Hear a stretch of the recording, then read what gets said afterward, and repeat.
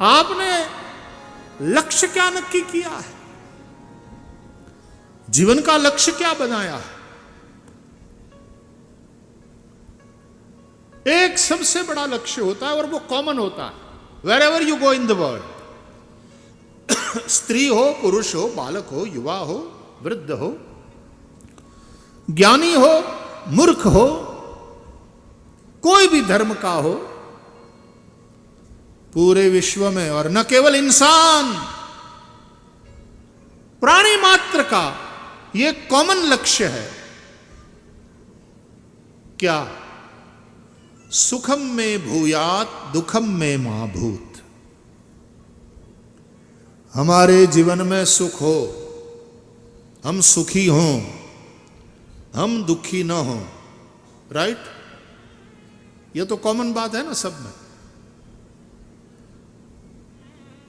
और उस हेतु को सिद्ध करने के लिए, सुखी होने के लिए, बोले कोई कहता है मैं इस रूट जाऊंगा। कौन वाले रूट से? बोले पैसा कमाने वाले रूट से। पैसा कमाकर मैं सुखी होऊंगा। कोई उस वाले रूट से जाता है, कोई उस वाले रूट से जाता है, और कोई जिसको समझ है कि भाई पैसा भी कहां सुखी कर सकता है आदमी को पूर्ण रूप है।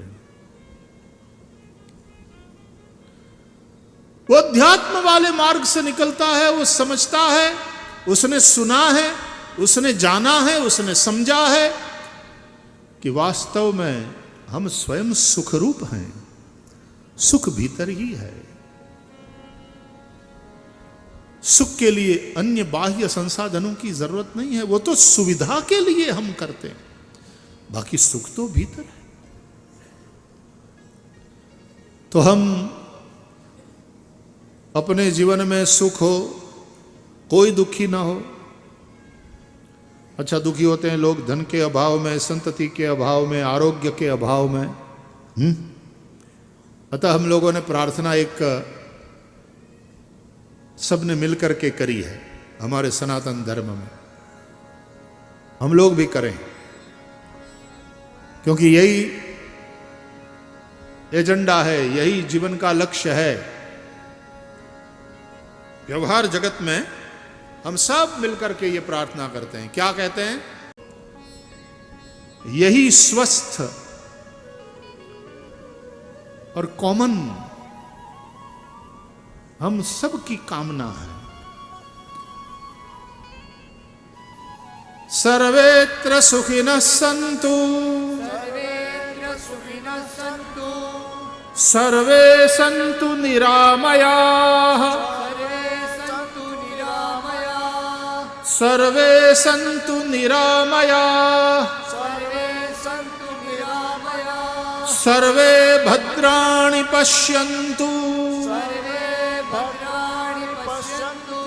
सर्वे भद्राणि पश्यन्तु, मा कश्चित् दुःखभाग् भवेत्, मा कश्चित् दुःखभाग् भवेत्। ये कॉमन एजेंडा है, ठीक है? सभी सुखी हों, सभी निरामय हो, निरोगी, सब सुखी हो, ठीक है? लेकिन पहला वाला सुख कौन सा? नंबर 1 वाला पहला सुख निरोगी काया। तो सभी निरोगी हों, सभी निरामय हों। फिर तीसरी बात, सबका कल्याण हो। चौथी बात, कोई दुखी ना हो। अरे भाई, सब सुखी हो गए तो फिर दुखी कौन है?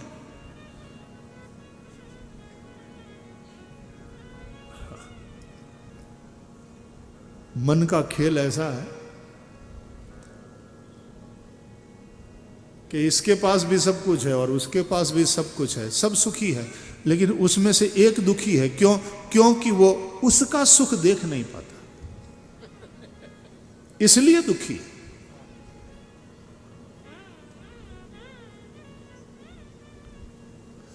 राम राज्य की बात गोस्वामी तुलसीदास जी करते हैं रामचरितमानस में।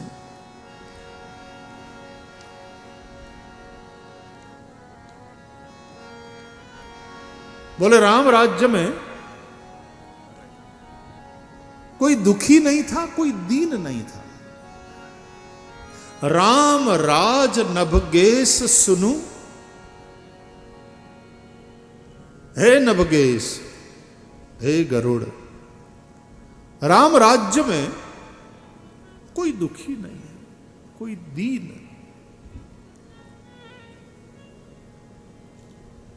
दीन बेचारा, वैसे दीनता अच्छी बात है, अहंकार नहीं। ठाकुर जी के सामने दीनता अच्छी बात है, लेकिन कामनाएं दीन बना देती है, मतलब दीन बेचारा बना देती है आदमी को। कोई दुखी नहीं था, कोई दीन नहीं था। कभी पैसा होते हुए भी, सब कुछ होते हुए भी, आरोग्य भी है, पैसा भी है, लेकिन बेचारा ईर्ष्या से ग्रस्त है, बेचारा मोह से बंधा हुआ है, बेचारे के जीवन में आसक्ति ने उपद्रव मचाया, और इसलिए सब कुछ होते हुए भी बेचारा दुखी हो रहा है, परेशान हो रहा है। इसलिए उस प्रकार की मानसिक बीमारियां भी कोई ना हो हमारे जीवन में। काम, क्रोध, लोभ, ईर्ष्या, वैर, ये भी तुम्हें दुखी न करे। मां कश्चित दुख भाग भवेत। तो सब सुखी हों, सबके पास सब प्रकार की सुविधाएं हों, रोटी, कपड़ा, मकान, तगड़ा बैंक बैलेंस, सब कुछ। ये तुमने देखा हर धर्म के पास स्वर्ग की और नरक की कल्पना है। मतलब वो बात है कि स्वर्ग है, नरक है, there is hell and there is haven.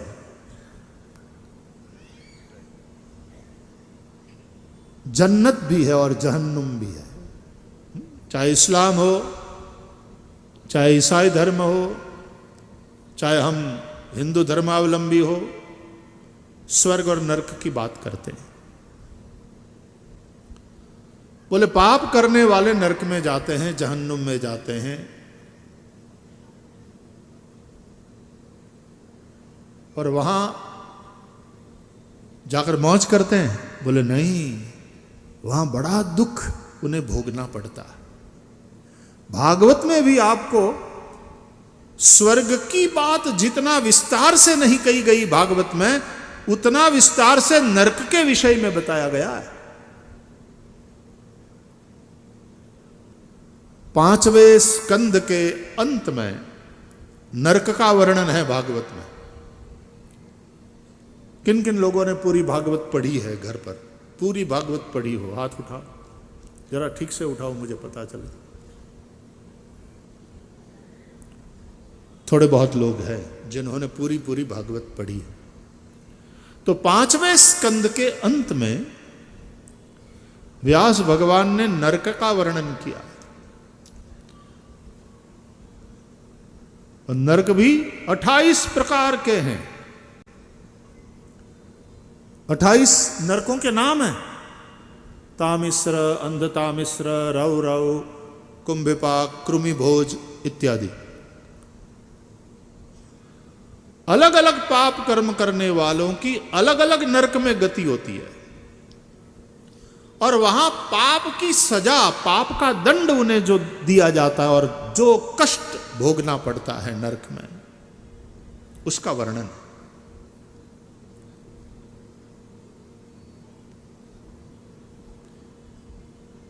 तो नरक में जाने वाले दुखी होते हैं, उन्हें दंड दिया जाता है, पापों की सजा वहां मिलती है।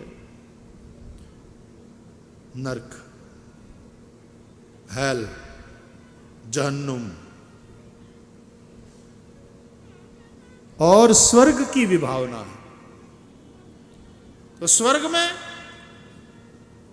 अनेक प्रकार का सुख, जिस प्रकार नरक में अनेक प्रकार से पापी दुखी होता है, उसी प्रकार पुण्यशाली स्वर्ग में जाता है और वो अनेक प्रकार के अलग अलग अलग अलग सुख का आनंद लेता है, एंजॉय करता है स्वर्ग में। ये सभी धर्मों में है। तो स्वर्ग में क्या है? बोले सुखी जीवन की जो परिकल्पना हो सकती है, जिसकी आदमी कामना करता है सुखी होने के लिए, वो सारी बातें स्वर्ग में है। नंबर 1, बढ़िया वाला शरीर, ब्यूटीफुल बॉडी, सुंदर,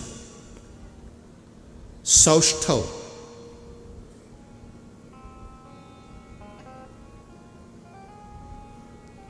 वो चाहिए ना।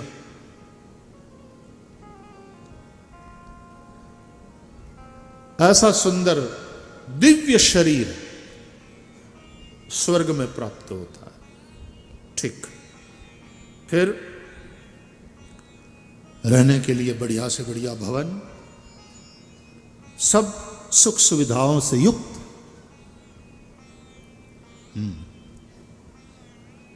और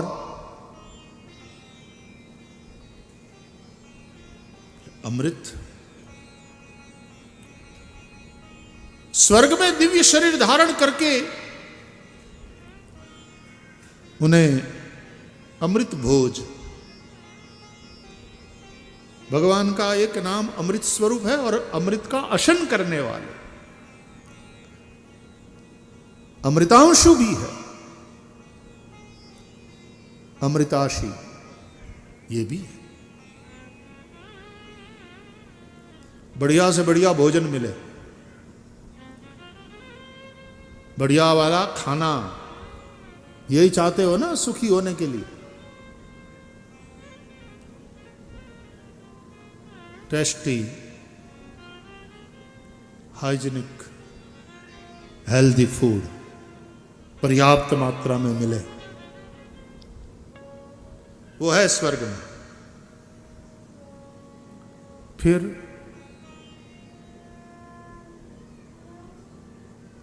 अप्सराएं,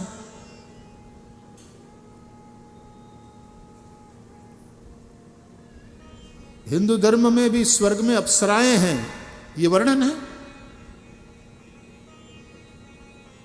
इंद्र की सभा में उर्वशी इत्यादि का नाच होता है, नृत्य होता है।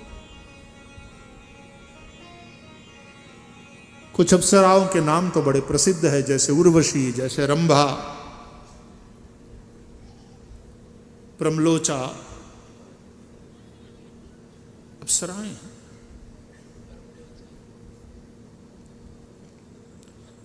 आदमी सुख की जो परिकल्पना करता है, मैं उसकी चर्चा कर रहा हूं। इन सब चीजों में इंसान को सुख मालूम पड़ता है।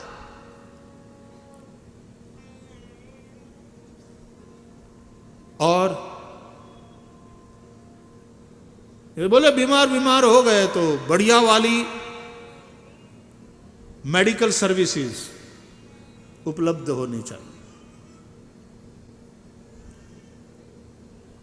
अश्विनी कुमार है देवताओं के वैद्य,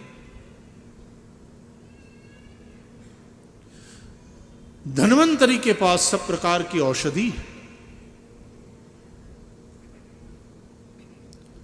डॉक्टर बढ़िया वाला हो लेकिन मेडिकल स्टोर में वो दवाई ही नहीं है, रेमडेसिविर ही नहीं मिल रहा। 20-20, 25-25 हजार रुपया लोग खर्च करने के लिए तैयार हो गए थे कोविड के समय में।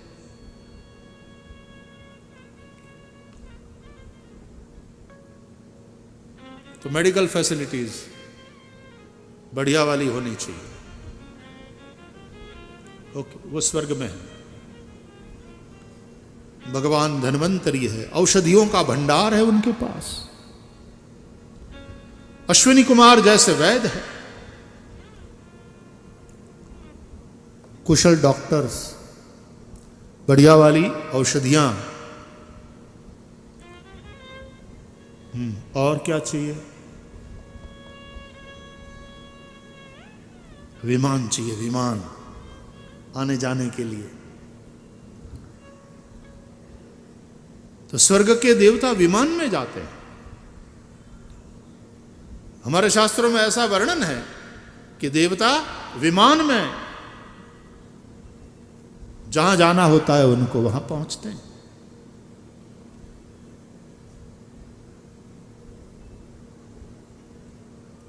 तो आने जाने के लिए हमारे घर में बढ़िया वाली मोटर कार हो, रहने के लिए बढ़िया वाला बंगलो हो, तगड़ा बैंक बैलेंस हो, खाने पीने के लिए कोई कमी ना हो।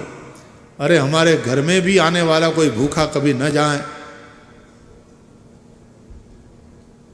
शरीर सुंदर हो, स्वस्थ हो। भौतिक सुखों की जो श्रेष्ठ बातें हैं जिसकी कल्पना इंसान कर सकता है, वो स्वर्ग में है। ऐसा सभी धर्मों के स्वर्ग का एक दृश्य, या तो एक परिकल्पना, या तो स्वर्ग की वो विभावना सभी धर्मों के पास है। और कुछ धर्मों के पास तो कुछ और भी है कि वहां शराब की नदियां बहती हैं। और एक बार वहां गए तो 72 हूर अप्सरा,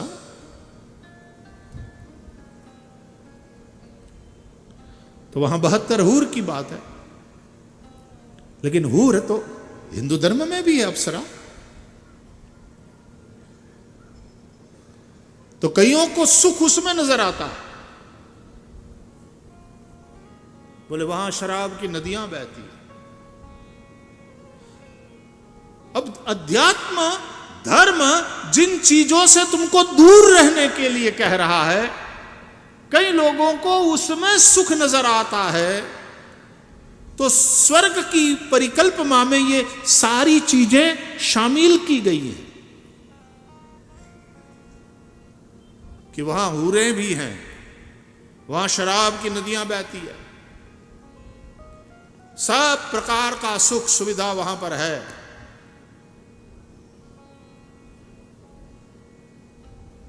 इन शॉर्ट स्वर्ग क्या है?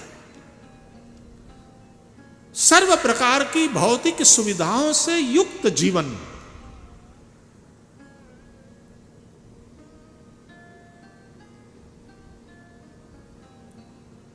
अब कहीं पूछते हैं कि स्वर्ग हकीकत में है भी कि नहीं। ये जो फिर वहां पहुंचते हैं जन्नत में, उनका किसी का फोन नहीं आया कि 72 हूर वाली हमको कोई नहीं मिली अभी तक। ये बात ही फिजूल है। लेकिन नहीं, हमारी तो चाहे हिंदू हो, मुसलमान हो, ईसाई हो, सबकी अपने अपने धर्म ग्रंथों में एक श्रद्धा है। भागवत में भी ये प्रश्न उठाया गया है। मुझे बड़ा मजा आता है हमारे धर्मशास्त्रों का जब स्वाध्याय करते हैं, तो इसकी विशिष्टता यह है कि इसमें प्रश्न करने पर कोई पाबंदी नहीं है। कई धर्मों में तो प्रश्न पूछना जैसे पाप करना, कि कैसे नास्तिक हो, इसमें प्रश्न कर रहे हो, इसके ऊपर उंगली उठा रहे हो, बड़ा पाप कर रहे हो। हिंदू धर्म के पास वो वाली बात नहीं। यहां प्रश्न करने का तुम्हें अधिकार है, न केवल अनुमति, तुम्हें अधिकार है। प्रश्न करो। और इसलिए हमारे सारे धर्म ग्रंथ प्रश्न और उत्तर के रूप में प्राप्त होते हैं। गीताकारम धृतराष्ट्र के प्रश्न से होता है। धृतराष्ट्र उवाच धर्म क्षेत्रे कुरुक्षेत्रे समवेतायुयुत्सव मामका पांडवाश्चैव किम कुर्वत संजय। रामायण का प्रारंभी प्रश्न से होता है। मुनि भरद्वाज ने प्रश्न किया है ऋषि याज्ञवल्क्य से, राम कवन प्रभु पूछबु तो ही। राम कवन प्रभु पूछबु तोहि। राम कवन प्रभु पूछबु तो ही। राम कवन प्रभु सब गाइए। पूछबु तोहि। कहिया बुझाई कृपा निधि मोहि। कहिया बुझाई कृपा निधि मोहि। कहिया बुझाई कृपा निधि मोहि। कहिया बुझाई कृपा निधि मोहि। राम कवन प्रभु पूछबु तोहि। राम कवन प्रभु पूछबु तोहि। पूछबु तोहि।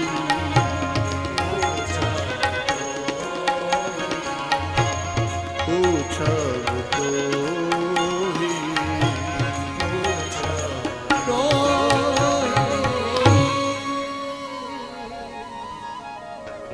भागवत में भी प्रश्नोत्तर ही है, हमारे सभी पुराण प्रश्नोत्तर के रूप में।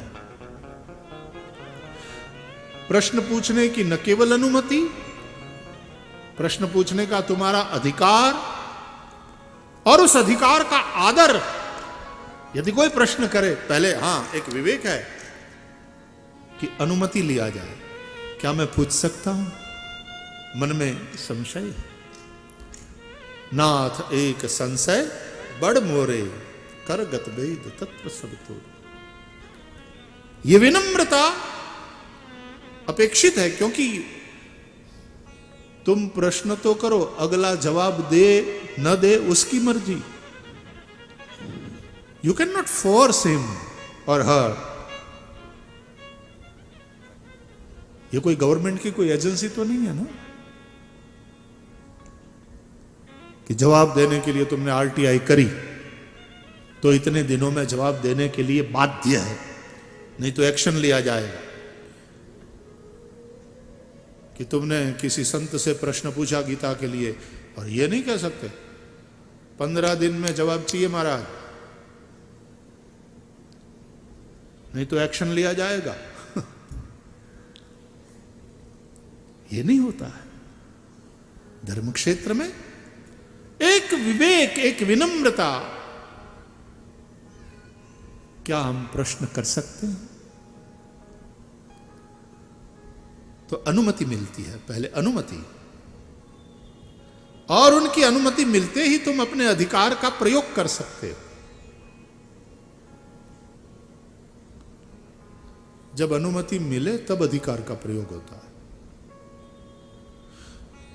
वोट देने का तुम्हारा अधिकार है, लेकिन जब वो वोटिंग का समय आवे और जब तुम अंदर जाओ, तुम्हें अनुमति मिले, वहां जाकर के पहले जो दस्तखत वस्तखत करने हैं वो सब, तुम्हारी उंगली पर जो निशान कर लिया जाए वो सब, फिर अनुमति, अब जाओ बटन दबाओ और अपने अधिकार का प्रयोग करो। कल मैं बाहर गांव गया था, भाई आज मैं वोट करने के लिए आया हूं। सॉरी सर, वोटिंग कल थी। अरे मेरा अधिकार है, ऐसे कैसे? मैं इस देश का नागरिक हूं, ये रहा मेरा आधार कार्ड, ये मेरा वोटर कार्ड है, मेरा अधिकार है वोट देने का। यस सर, लेकिन वोटिंग वॉज यस्टरडे। बोले तो क्या करूं, मैं कल बाहर गांव गया था। ठीक है सर, आपकी मर्जी। अधिकार का प्रयोग करना भी अनिवार्य नहीं है, यह आपका कर्तव्य है और आपने निभाना चाहिए था। कल ही आप नहीं आए, अब आज आप वोट नहीं दे सकते। तो कुछ नियम होते हैं ना, अधिकार का प्रयोग करने के भी कुछ नियम होते हैं। तो अधिकार है तुम्हें प्रश्न करने का, लेकिन कुछ नियम है। पहले अनुमति लो विनम्रता के साथ, क्योंकि ये अध्यात्म की बात है। जिज्ञासा के साथ जाओ, विनम्रता से पेश आओ, अनुमति लो। मुनि भरद्वाज ने भी अनुमति लिया पहले कि मैं पूछ सकता हूं।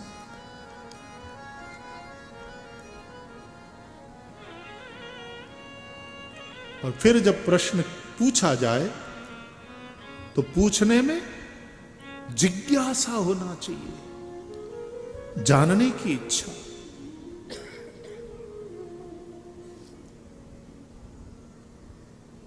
पार्वती ने भी पहले अनुमति मांगी महादेव जी से, पूछूं? हाँ देवी पूछो।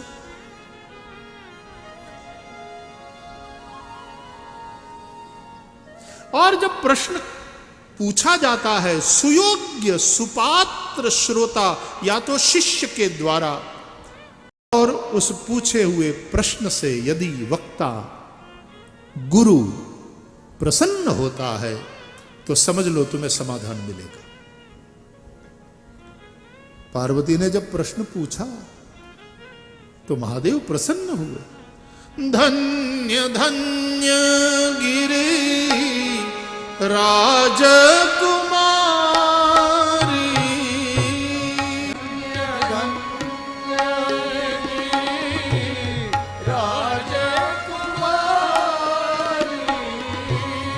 तुम समान नहीं को उपकारी, तुम समान नहीं को उपकारी। पूछे वो रघुपति कथा प्रसंगा,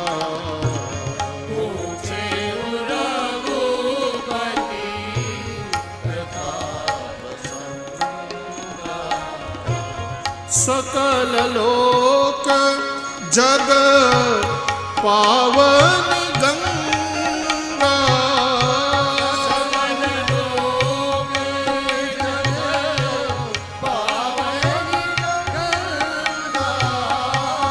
धन्य धन्य गिरि राजकुमारी, धन्य धन्य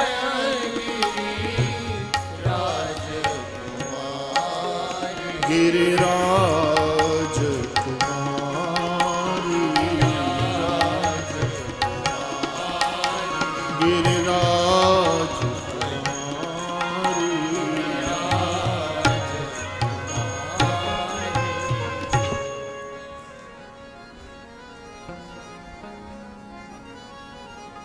प्रश्न पूछने का अधिकार है यहां, उस अधिकार का उपयोग करना किस तरह यह समझना चाहिए निश्चित रूप से।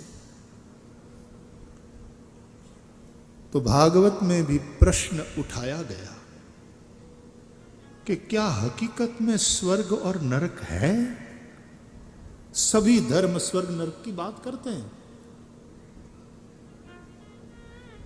सब धर्म ग्रंथों में लिखा है there is hell and there is heaven. स्वर्ग है, नरक है, जन्नुम है, जन्नत है, और स्वर्ग में ये चीज है। और पुण्य कर्म करने वाले को स्वर्ग में ये सुख मिलते हैं, और नरक में इस प्रकार से दंडित किया जाता है, जीव को दुख दिया जाता है, और पाप के फल स्वरूप उन्हें नरक भोगना पड़ता है। ये ग्रंथों में लिखा है।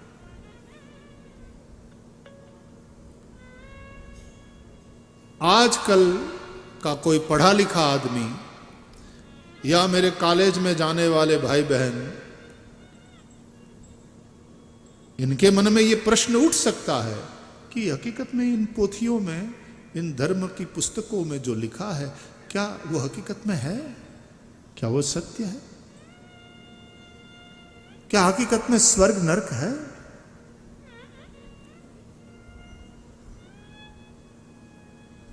और यदि है तो प्रमाण क्या है? वहां जाने वाले किसी ने वहां जाकर के मोबाइल पे कांटेक्ट नहीं किया अपना कि हेलो मैं बोल रहा हूं, I reached here safely. Here means what? कहां? अरे इन हेवन ऑफ कोर्स। तुमने क्या समझ लिया? मैंने बहुत पुण्य किए तो I am in heaven right now.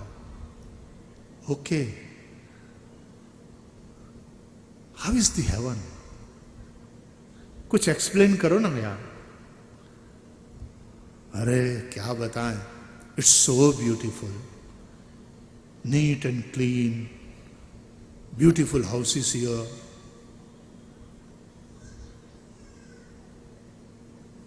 And you know what, अभी जस्ट 2 मिनट पहले मैंने उर्वशी को जाते देखा।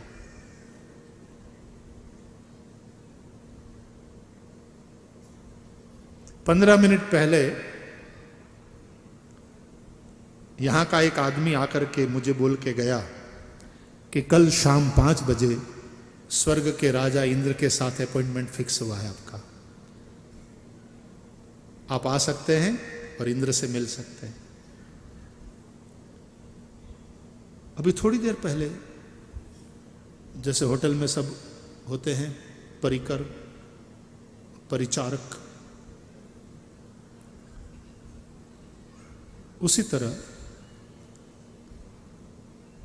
एक आकर के अमृत का पात्र रख करके गया। इसमें अमृत है, जब चाहे आप इसका आनंद ले सकते हैं। And please don't hesitate to call us any time, we are at your service.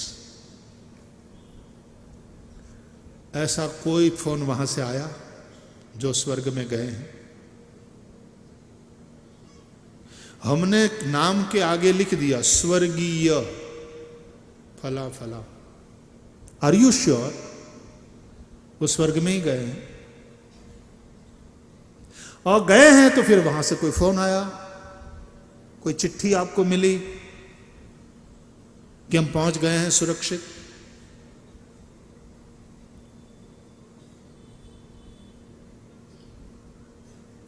क्या प्रमाण है कि स्वर्ग है? क्या प्रमाण है कि नरक है?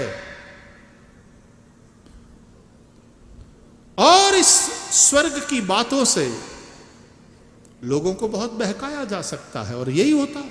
ये आतंकवादी, इनको बहकाया जाता है। 72 हूरें, शराब की नदियां वहां,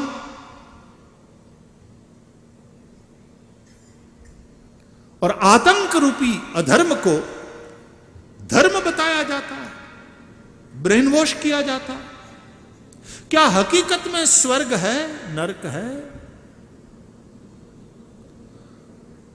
और दूसरे धर्मों में ये प्रश्न पूछने का या शंका करने का अधिकार है कि नहीं मुझे पता नहीं, तो मैं कोई आलोचना नहीं करूंगा।